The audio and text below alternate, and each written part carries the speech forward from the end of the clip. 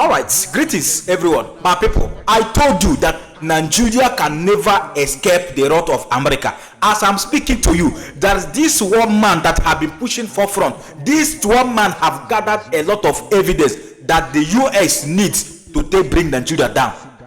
This man called Michael Arnold is doing a great job. He's a wonderful man. He's the only man pushing forefront, putting pressure for Donald Trump to make sure that he sanction Nigeria for the evil atrocity, because the evidence is so numerous. As I'm talking to you, what that have been happening in the northern part of this country, how their governors and the elite have concluded to Islamize this country, my people, the evidence is so numerous. It's clear. I want you to sit well and watch this video, so that after watching this video, you will see every reason never to support an injustice. Because, my people, what is coming? What is coming? You don't see it. Please sit well. Let's enjoy the video. Don't go anywhere. So am I hearing from you now that what matters here is not the term genocide? It's just that there is a security problem in Nigeria. Is that what I'm hearing from you right genocide. Now? I don't care if you call it Fred. I mean, it is, you have people that are being driven by their radical faith, their radical Islam, that are killing hundreds of thousands of people and displacing millions in the name of Allahu Akbar. That's what's happening there. And I don't know how else. I mean, this shouldn't be, oh, I'm a Christian, so I'm against this, or I'm a human being, so I'm against this. This is the only decent thing to do, is to stop this. I don't know why the terminology is so important, but it is an intentional effort to wipe out a people group. And that is by definition genocide. We need to understand, and we need to make the people in that building understand, that Nigeria, in its very essence, its very DNA, has genocide baked into it. Nigeria, in its very essence, has genocide baked into that. Now, it's just manifesting again. It's not the first time. Now, how can that be? And this is not rhetoric. This isn't over the top, is it? Nigeria's DNA has genocide in it. Let me walk you through that. First of all, radical Islam is an ideology of genocide by very definition, its very own teaching, its very own methodology. Genocide is the intentional effort to wipe out a people group. Radical Islam only exists and only expands when it wipes out anybody that doesn't believe the way they do. They believe it glorifies their God when they conduct genocide. It is the essence of radical Islam, is genocide. Am I wrong? No. Nigeria, its founding fathers, decades after the founding fathers of the United States pledged their lives, their fortunes, and their sacred honor to establishing a nation to be a shining city on a hill, a beacon of light for the world. We've had our issues, but you can't imagine a world without America. You can't. Thank God for that. Decades after our founding fathers did that, the founding fathers of the modern ruling regime of Nigeria were waging a genocidal jihad. The northern political regime was founded on jihad and genocide, decades after our founding fathers. We also have to understand the type of colonialism that was implemented in Nigeria. It was not set up to expand the goodness of Great Britain. It was set up to be a point of extraction. Period. It was set up to be a point of extraction. And it was through the genocidal regime that the British sought to control Nigeria. They co-opted and sat on top of the genocidal regime. They didn't clean it up. They didn't want to. They used it for their purposes. And when they set up the modern nation that we call Nigeria, which they drew on a map, it was set up for the purpose of extraction and to keep the nation down. They don't want to buy finished products from a developing nation. They want to buy raw materials from an undeveloped one. And they set it up to fail. That's just a fact. So the modern nation of Nigeria was built on the power base of a genocidal jihad regime. And it wasn't that long ago. There are people here today who were alive when this was established. Am I right? Yeah. So it's not a surprise that there's genocide taking place in Nigeria. It's just following the template that was set up. It's inevitable that there's genocide taking place in Nigeria when the world looks away, when the body of Christ is seeking itself and its best life now. Genocide is inevitable, and we're just seeing it happen again. Thank God people are paying attention now. Well, you see, people don't know what Sharia is all about.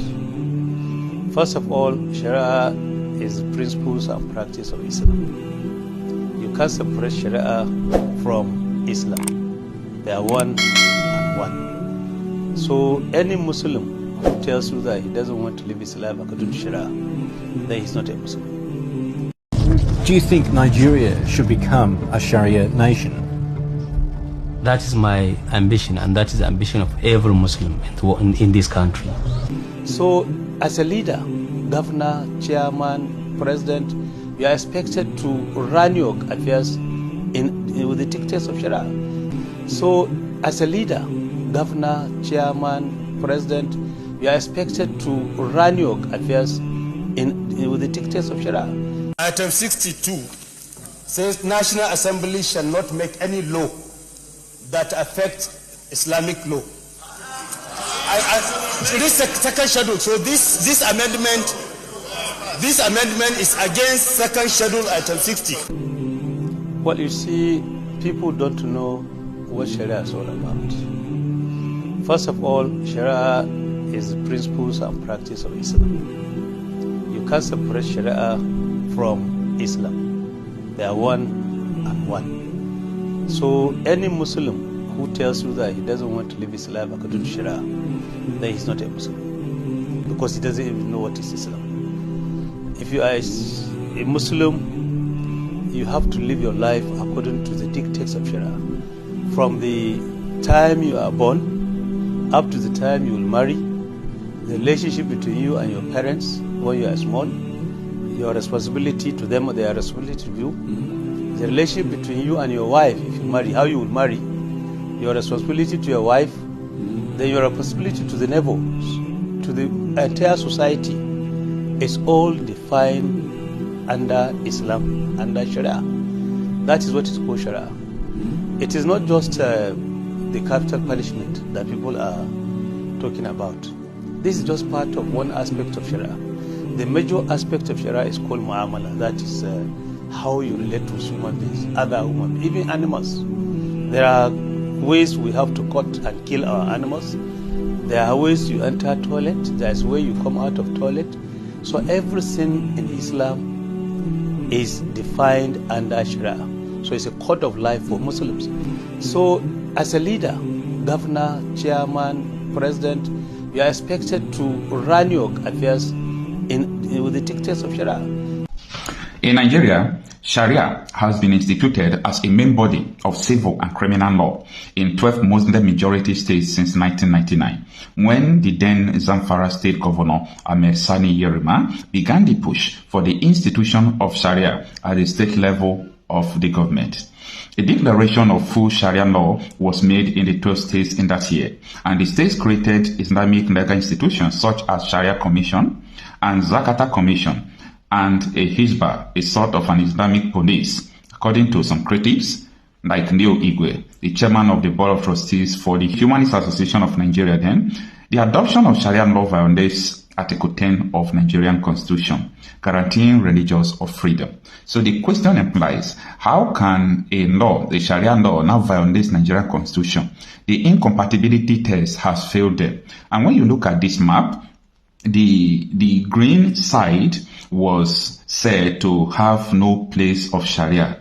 Like Sharia plays no role in the judicial system. But as I speak to you in Abuja, it plays role. In some part of the southwest, it's already playing role, and they are making further push to so many states further southwest. When you look at the yellow in this map, Sharia implies only impersonal status issues such as marriage, divorce, inheritance, and child custody.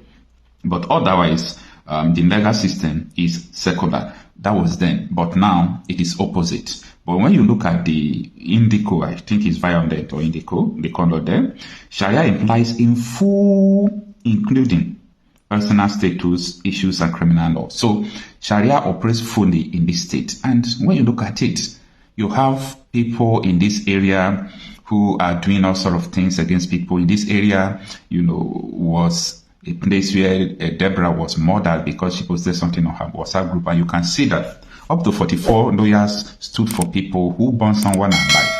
This is the kind of, country you are living in. You know why I'm giving you all this background? I'm giving you all this background for you to understand how these people started this Sharia, their intention. This is Ahmed Yerima, the man you first listened from the beginning of this video. His name is Ahmed Sani Yerima.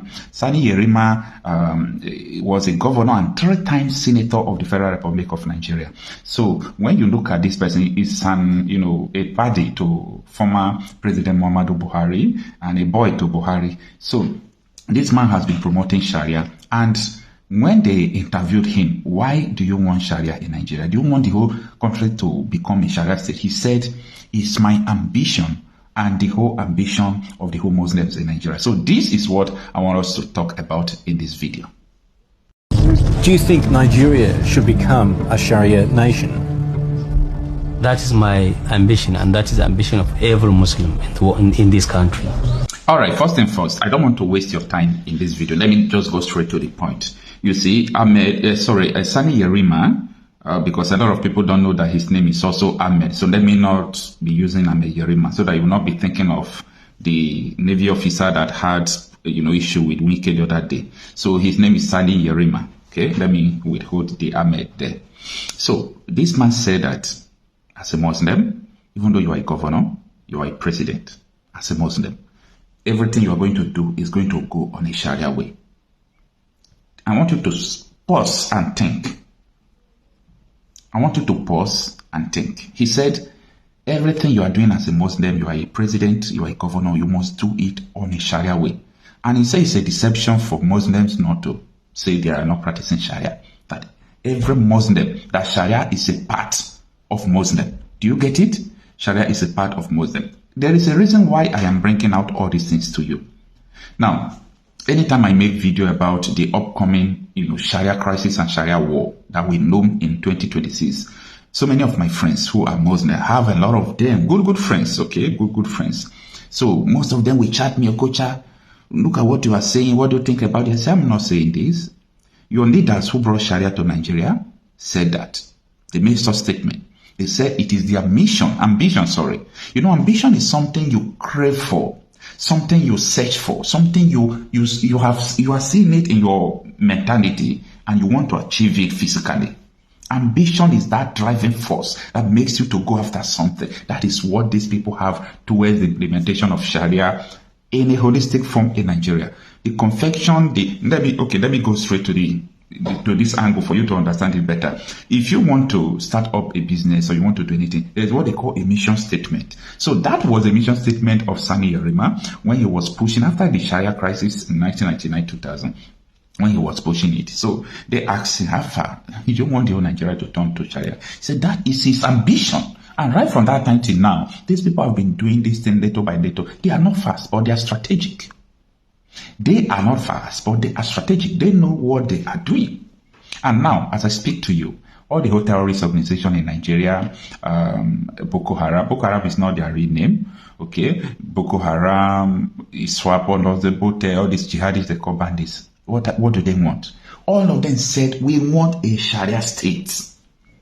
Western education is prohibited. We don't want women to do like this. This is what they wanted, right from time. And they are, present continuously doing it.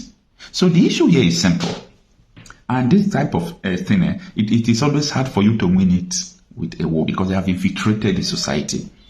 I have been suggesting that these people should be confined into their own country where they can practice Sharia. But my fear is that people will come and realize late what I'm saying. Time will come, people will hear. Before you will start calling for the division of Nigeria or regionalism or this or that, it will be late. This is not what one ethnic group will do. This is not what two ethnic groups will do. Everybody have to sit on the table. Let's iron this thing out. A senator made a statement last week. You know what he said? He said, we all know the problem. We know what is causing this insecurity. Let us stop pretending. If we want to face and fight it, let us fight it now. If we want to negotiate, let us negotiate. He was talking about Sharia. And Yerima, when he was a senator, I don't know where he was quoting. I don't know. He said, Nigerian government and Nigerian legislators are not allowed to amend Sharia law. The supremacy of Sharia above Nigerian constitution indirectly. But every now and then you can amend Nigerian constitution, but you cannot amend Sharia law. I am laughing because I understand very well the negative effects of this Sharia in Nigeria. You already have their courts, their police, everything. This is so dangerous, you understand? And as I said before, I am predicting that there will be a Sharia crisis next year. Yes, there will be a Sharia crisis next year. Because a lot of interests are going to attack the Sharia in Nigeria. If you said Nigeria is a secular state, as educated as you are, and you are talking about Sharia in a secular state, come on, you have your religion, other people have theirs. Why imposing, trying to do all those things? It doesn't make sense. In the Quran, chapter number 9, verse number 29, Allah subhanahu wa ta'ala orders the Muslims to kill the Christians, Jews, and if they do not surrender, then they have to pay jizya. Jizya is basically protection money. They don't care. Have you seen it? Is there anything hidden under the sun? No. This is the condition of Nigeria today. But what is amazing, the amazing part of it is that all thanks to God for all these evidences, because Nigeria, we can never escape the wrath of America. Yes, America is not coming for the common man like you and I. America knows whom they are targeting for. Have you ever asked yourself, why is it that all these people are just resigning? All these elites that they are being caught by the terrorist financiers, why are they suddenly resigning? If you think the heat is not hitting them, it's hitting them hard. America is hitting them hard. So my people, while we are just waiting for America to do the needful, you, the common man, you need to be careful. You need to be watchful, because these evil people, they are not backing down anytime soon. They are going to commit more mayhem than we ever expected. But while they are doing that, America, we done their job perfectly. So my people, who am I? I'm only a messenger.